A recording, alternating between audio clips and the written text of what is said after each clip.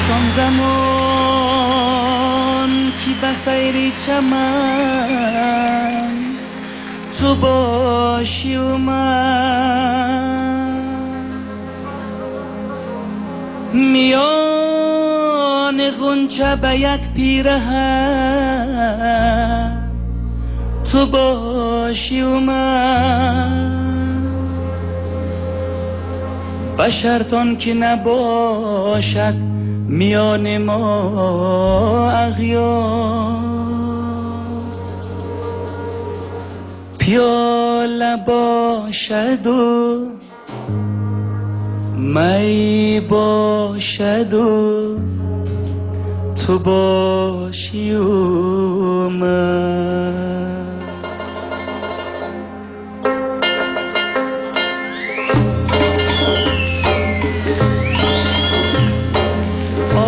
آمدت گردم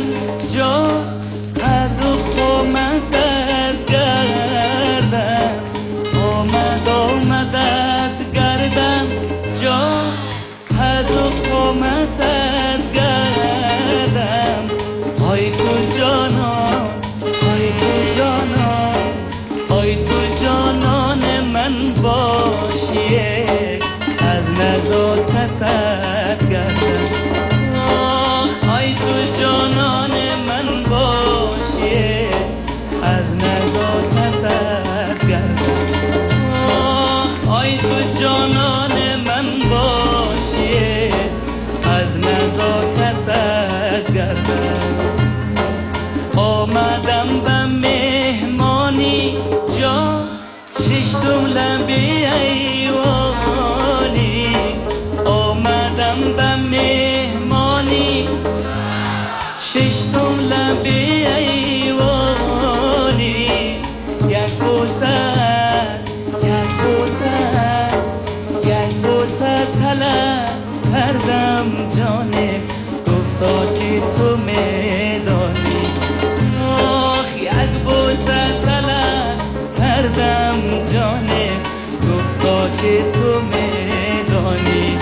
آه یک بوسه طلب کردم جانم گفتا که تو میدانی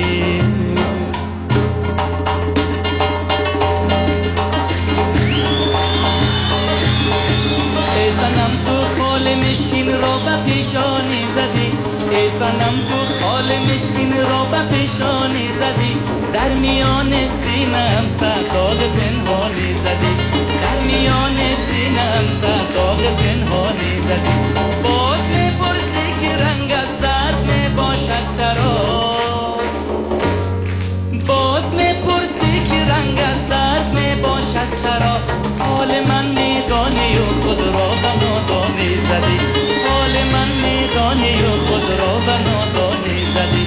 حال من میدانی و خود را به نادانی زدی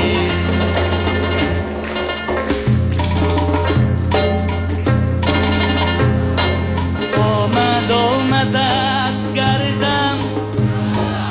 حد و قامتت گردم آمدت گردم حد و قامتت گردم آی تو جانان آی تو جانان آی تو جانان من باشی از نزاکتت گردم آی تو جانان من باشی از نزاکتت گردم آی تو جانان من باشی از نزاکتت گردم